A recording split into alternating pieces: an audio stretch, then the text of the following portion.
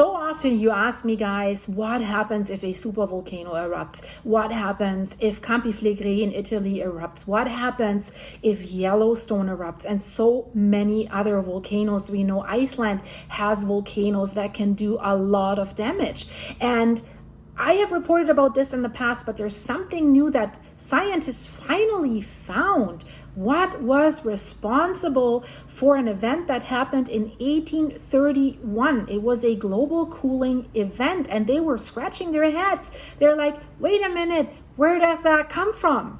And guys, if all of us here, and if you're new here, but you're probably part of that crazy crew that loves volcanoes and earthquakes and stuff like this, this is a very, very interesting finding, because the scientists are finally revealing the cause of 1831's global cooling event. And maybe you can guess what it was, but who was it in this video, guys? So stay tuned. So it's been almost 200 years since a global cold snap led to widespread crop failures and devastating famines. So now this new study by scientists of the University of St. Andrews have finally been able to pinpoint the cause, and this is amazing. So the name of the volcano, you could guess, right? If I'm reporting about this, it's probably a volcano, and it is a volcano. The name of the volcano, it's called, quite a funny or cool name, Zawaritsky volcano, and it's remote, very remote, on the uninhabited Russian island of Simushir. That's part of the Kuril Islands, and that thing has erupted in 1831. That's what the experts are now revealing. So what has happened? This eruption was a very, very dramatic event. This was huge. So the volcano has ejected volcanic ash into the atmosphere, and it has blocked enough sunlight to induce a brief global cooling period. We know that volcanoes can do that, and in the past, other volcanoes have caused a lot of problems. I have made a video about this where they found ice core samples in Greenland and Antarctica that did reveal remnants of these volcanic eruptions and of the cold periods that they have created. So what this volcano did, it has changed the weather. That resulting change included reduced rainfall from Africa and India to Japan, causing major famine due to poor crop yields. So scientists, they have long known that a really big eruption went off in 1831. But the mystery has always been where. They couldn't find it. They didn't know. But now they know, and they have released it, and that's amazing. I mean, look at that caldera behind me. That is impressive looking. That could be, looks almost like Wyoming, so like this landscape, or I don't know, other areas in the US, but it's not. It's in Russia. So they have looked at chemical fingerprints of volcanoes, and that's basically kind of how they found it, guys. This is really, I'm really excited about this. So quote what the leading researchers are saying. They say, our chemical fingerprinting of the ash reveals the source of this mysterious climate changing eruption, and that the source was this remote volcanic island in the Kurils. And now that I've said the C word, we will see if that video gets demonetized or not, because whenever I report about something where you have to put a hat and a jacket on, they don't like it. They just like it when I report or talk about sweating. So we will see. but I'm daring to do it. You know me, guys. Just can't stop. This is scientific research. This is nothing that I am inventing. So the science is there. But they also didn't like my ice core sample video. Same thing, because no, I'm not saying it again because whatever. I have taken that video off my channel, but I will release it very soon and another source, and then I'll show it to you again because it was really, really good. It was the University of Washington that was part of that research. But now I've said the C word, you know what happened. So the island in the Kurils, Zawaritsky, I like the name of that volcano, guys. Let me know in the comments what you think. Maybe I'm pronouncing it wrong, but it's a kind of like, you like that volcano. It's a nice name. I like it. So this guy has not erupted since 1957. And remember, they don't have to produce a super bad volcanic eruption every time. They can produce smaller eruptions as well. But this volcano is still considered an active volcano, so that means it has the potential to definitely erupt again. And even dormant volcanoes, as we've seen in Iceland, or as we're just witnessing right now in Ethiopia with the Dolphin and the Fentale volcano, they can wake up again. It's not that it's over and out forever. It's like Snow White, right? Waking up at some point. It just needs a trigger point. So in the summer of 1831, a massive volcanic eruption has spewed sulfurous gases into the atmosphere. And what these gases then are doing, they are reflecting the sunlight. They're reflecting it back. They don't let it through, basically. And that has caused a global cooling of about 1.8 degrees Fahrenheit. That's 1 degree Celsius. And you might say, what is that? That has an effect. That's quite a lot. So that cold weather was well documented all over the world at the time when that happened. And it has led to a significant climate cooling of the northern hemisphere, and it caused like hunger and crop failure. And historical observations make reference to a blue, purple, and green sun. This is how the sunlight, and you see this if there's wildfires going on, especially here on the West Coast. We see this in the summer and in the fall. The sun changes the color. It looks sometimes really end of days scenario, but blue, purple, and green, it's hard to imagine. This sounds absolutely crazy. And they say this was at various locations in the Northern Hemisphere, and that was happening in August 1831. And what's causing these phenomena? It's caused by scattering or absorption of solar radiation in a dense aerosol plume. Typically, these plumes are caused by a volcanic eruption. And interesting thing is, there's a German composer that's pretty well known all over the world, Felix Mendelssohn. Even he wrote about the terrible conditions during this summer. He was conducting a summer journey through the Alps in 1831, and he reported it. He said, quote, "Desolate weather. It has rained again all night and all morning. It is as cold as in winter. There's already deep snow on the nearest hills."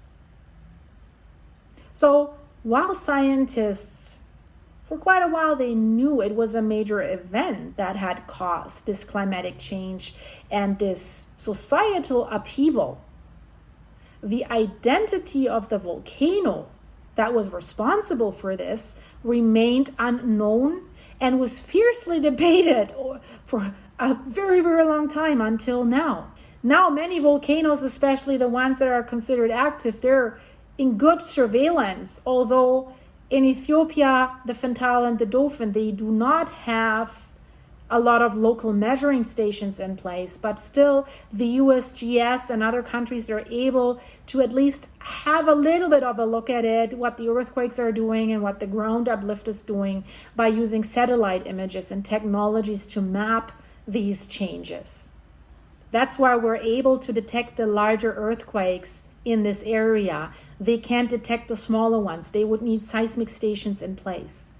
And also for this study, as I have said in my ice core sample video, which was such a good one, that's why I'm still not over this, but I'll probably release it on my other channel that's not monetized, so it can't hurt me anyways, but you guys can see it. The scientists have analyzed records of ice core samples, drilling a hole in the ice, getting that core out. It's the same that you do in mining with coal samples. You see what's there. You see a lot of ice, and then you see something gray, and that shows a volcanic eruption. And how can that be? Because the ashes were falling down, and then a new layer of ice has formed on top of it and on top of it, and that's why they're buried down deep in many cases. So they have done this in the polar ice sheets of Greenland. They have analyzed these records of ice core samples that were dating back to 1831. So these cylinders of ice are valuable records of these climate conditions at the time of the formation of these samples, right? They are able to date back from the depth to say, okay, what year, what time, when was that happening? And it also gives them an insight into local temperatures at that time. So, plus the chemical composition of the atmosphere at that time. And most crucially, the volcanic activity. So scientists are drilling into the ice and they pull up layers of snow and ice, and they do this yearly. They're conducting yearly records of past climate and atmospheric conditions. That's how they have found many volcanic eruptions in the past. And most of them, they knew which one it was. But only in the recent years, the science got that far so that they were able to analyze, or they have developed the ability to extract microscopic particles of ash shards from polar ice cores, and then they were able to conduct detailed chemical analysis on them. So these shards are incredibly minute, so roughly 1/10 the diameter of a human hair, so really, really tiny. So once they've done the lab analysis, they identified basically a perfect fingerprint match with ash deposits from the remote Kuril Islands. From Zawaritsky, I like to say that name, guys. So, quote, scientists say, we were able to identify Zawaritsky as the source because the magma it produces has a distinctive chemistry, different from the neighboring volcanoes. So this study solved a nearly 200-year-old mystery. Because initially, they thought that it was another volcano that caused this 1831 unrest. They attributed it initially to the Babuyan Claro volcano in the Philippines. But a previous study before that new one found no firm evidence for an eruption of that volcano at this time. So they couldn't prove it. Another candidate that they thought might be the culprit for that eruption and that changes in the weather has been Ferdinandea. It's also known as Campi Flegrei. They also call it Campi Flegrei Mar Sicilia on Graham Island. So not the Campi Flegrei that we're talking about in the Naples area right now. This is located about 30 miles, 50 kilometers southwest of Sicily, Italy. Ferdinandea did erupt in July in the area from July to August 1831. So yeah, could be a match, right? But it was only a modest eruption. It was nothing big. It was a modest phreatomagmatic eruption. What is this? This was resulting from magma erupting through water, coming through the water. And that's why it was explosive if water mixes with magma. I should make a video about that eruption. It's an interesting one as well. So the magnitude of this Ferdinandea eruption is also unusually small to be able to cause such a big change in climate and weather. So that's what the team in their new study also says. So that doesn't match. In this new study, we also learn a little bit more about the history of the Zawarycki volcano, and that helps to establish a record of when it has erupted in the past. So this 1831 eruption was very remote, yet it had a very significant global impact on climate and severe consequences for human populations.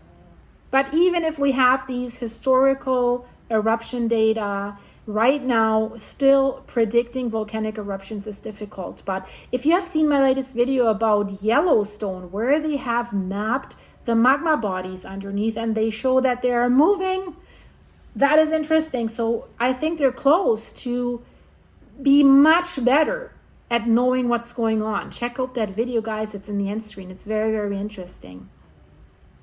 So that island in Russia, it's uninhabited. No one monitors this volcano. So the results from this study is that it will be very hard for scientists to detect when and where the next big eruption that might cause these changes again could take place, because they can't monitor it that well. So I hope you liked this information. If you did, please subscribe, leave this video a like, and maybe join my channel as a member. Link is in the description of the video. And if you want to support the channel, please go to my buymeacoffee.com website /silky. The link is in the description of this video as well. Thanks so much, guys. Thanks for your supers. Thanks for your support. And as always, be prepared whatever the earth might throw at you. Think where you live and have a little bit of a bug out bag ready, or a little bit of a preparation, whatever it is what you need to prepare for, guys. See you very, very soon. Check out the videos in the end screen. I promise it's worth it. Thanks, guys. Bye-bye.